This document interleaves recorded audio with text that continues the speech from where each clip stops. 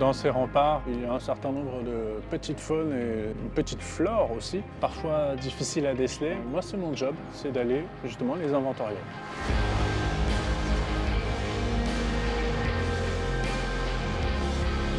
On se situe sur le beffroi de Concarneau.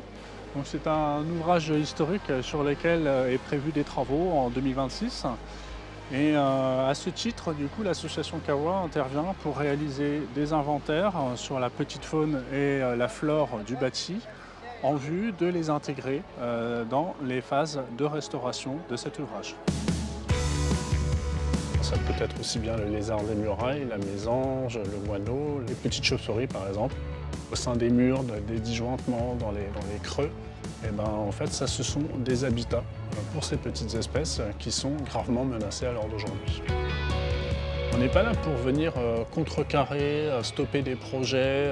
Au contraire, on est là vraiment pour anticiper. Et pour ça, bah, tout simplement, lorsque c'est possible de le faire, juste laisser le trou en question dans lequel l'oiseau nidifie, en soi, c'est un succès.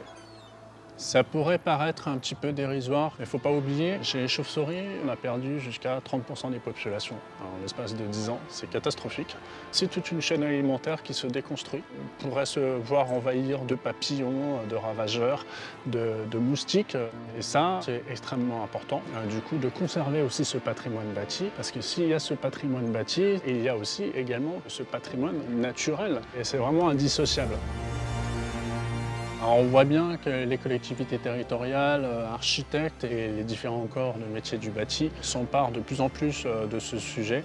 L'idée étant de leur expliquer un petit peu cette notion forcément d'espèces protégées, de ce patrimoine naturel existant, qui est beau, qui est merveilleux et vraiment il est important de le préserver pour justement nos générations futures.